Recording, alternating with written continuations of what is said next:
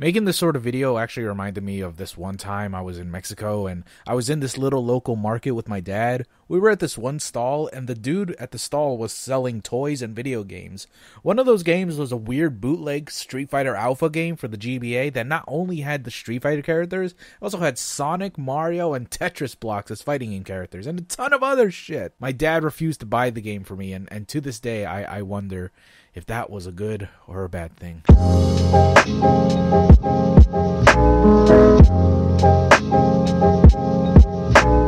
Hello everyone, it's me Goose, and I've been playing my fair share of the Paladins beta for PS4, and boy, let me start off by saying controllers fucking suck for online multiplayer shooters. Like seriously, I'm super anal already when it comes to online competitive stuff, but this shit is just unbearable. I totally forgot that FPS games are just dog shit with controllers. I mean, I don't think I need to tell any of you that, but just a friendly reminder that you really shouldn't buy an online shooter for your PS4 or Xbox One. That being said, if you're like me and find yourself stuck with an ancient Babylonian PC, then I guess you'll have to grit through that pain and just deal with that shit. As I mentioned before, I've been playing the Paladins beta on PS4 for a bit, albeit in the most suboptimal way possible, but despite this, I've been having a bit of fun. Granted, it's the most free-to-play game to ever grace the free-to-play market, but what you gonna do, really? Now, while playing Paladins, I couldn't help but think, man, I sure would love to play Overwatch instead of this. Yes, Paladins can be fun sometimes, but overall it lacks any charm and kind of comes off as a sort of cheap knockoff.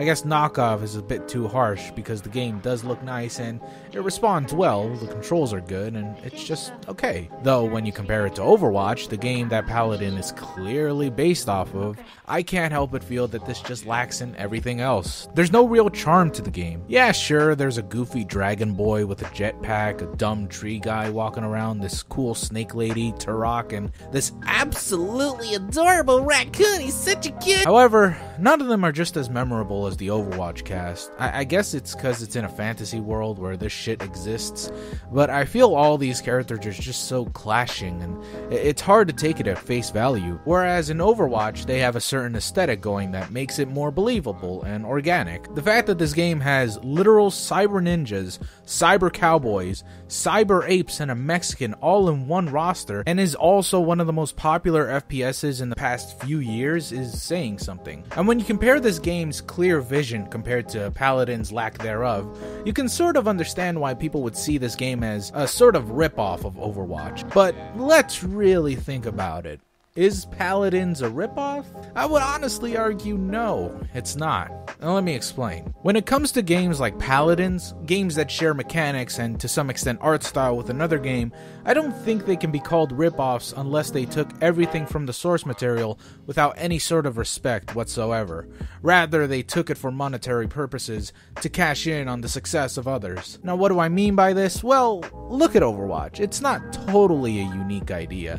Team-based shooters have been around since the advent of Team Fortress, and yes, I know you're all sick and tired of the comparison of Overwatch with Team Fortress 2, and yes, I know some of you predicted I'd say that. Yes, bravo, you're so smart. Here's me clapping at your brilliance.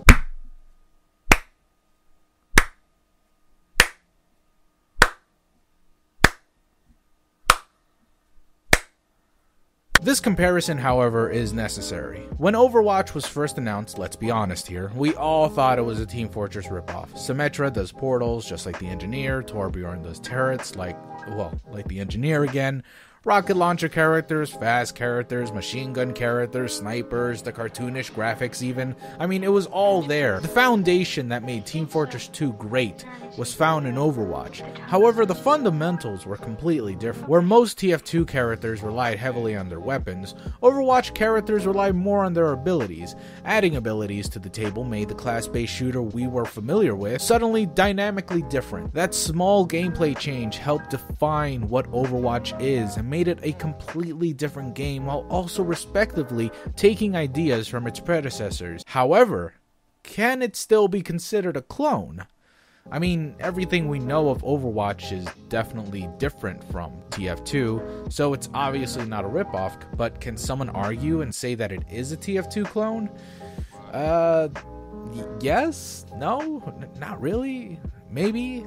Well, here's the thing. A clone could imply that the game is carrying over every idea from the original and making it into some new game. A ripoff is more blatant and obvious about it, whereas clones can be more respectable and have new spins to those kinds of ideas, though no gaming dev would actually want to be labeled as a clone. Overwatch does carry over a ton of different ideas from TF2, what with character classes being similar, having their own in-game loot crate system that basically works the same, and the payload game type is pretty much the same. I mean, there are some stark differences, mind you, but it's pretty much the same concept. The similarities are there, but there's so much unique elements that it almost seems pointless to even compare the two. So yeah, I guess you can argue it's a clone, but the argument would falter. If you want to see a bad clone, I'd suggest looking at Yooka-Laylee. Yooka-Laylee is a stupid game for stupid babies inspired by a cool game for cool babies. Yes, I understand Yooka-Laylee is created by the same team who made Banjo and Kazooie, but honestly, this game lacks anything that made Banjo-Kazooie cool in the first place. The comedy and the writing is lacking severely, mostly because the game won't shut the fuck up about breaking the fourth wall over and over again. Also, the characters just have no real, well, characters to them. Banjo, if I remember correctly, was such a kind-hearted bear, always wanting to help people out, even if they were a bit weird. Yet Kazooie was such a bitch. She'd always make fun of people and have a foul mouth, no pun intended. But they work off of each other real well because of it. Yuka and Laylee, however, well, I don't know, they're just kind of forgettable, and I barely remember anything they had to say.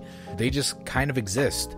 I'm not asking for Mel Brooks level comedy here. I'm just saying, make them into memorable characters. I don't give a fuck about the gameplay either. Anytime I did something in that game, I thought, man, I swear this was better in Banjo-Kazooie, and it was. I find myself comparing all the moves to Banjo-Kazooie and finding them all well thought out rather than here in Yooka-Laylee. Also, fuck that meter shit. It's pointless and it makes the game less fun.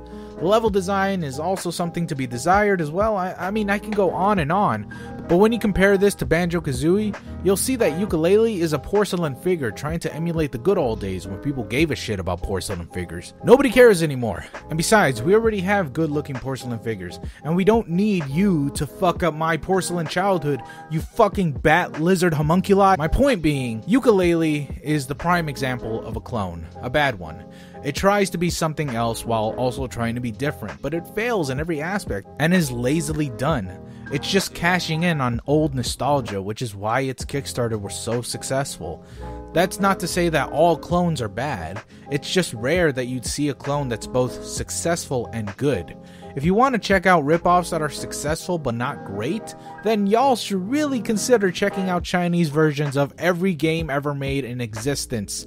Seriously, fucking type in a successful franchise, then type Chinese ripoff after that. You'll get some of the most shameless games ever made in the history of mankind. These are ripoffs. These are fucking bad clones. Paladins? Jesus, Paladins is a godsend when compared to trash like that. But when you compare it to Overwatch, is it a ripoff? Nah, I don't think so. Is it a clone? Oh yeah, totally. There are far too many characters that share far too many abilities with Overwatch characters. Look at this guy, look at that guy, look at this dude, and then this chick. Like, it's obviously heavily inspired by Overwatch, but I think there's enough in Paladins that I wouldn't say it's a bad clone. As much as I don't really like that fantasy setting and the weird roster, I can respect that it is a different setting completely, and it's trying its best to be different from Overwatch. There are turtle guys, tree guys, goblin guys, bomb guys, this cutie patootie, and Asians. I think it's a very unique roster, and plus, not everyone is a total clone. There are some more unique characters within the mixed bag of clones, as well as this very strange card system going on within the game. Also, there are mounts, though that is the one kind of shitty part about this game. Mounts suck in this game. Regardless of that, I feel Paladins has more respect for the source material than I think we give credit. You can see how it's branching out to be something more than just an Overwatch clone. When compared to every other shitty clone and blatant ripoffs, I'd say Paladins is alright. Just because it's a clone doesn't really mean it's a bad game. Give it a try. Is it better than Overwatch? Nah, not at all. I'd still rather play Overwatch than I would Paladins, but if you're in a bind and don't really want to spend $40 on Overwatch, then Paladins is a pretty okay alternative. Or, you know, you could just play TF2.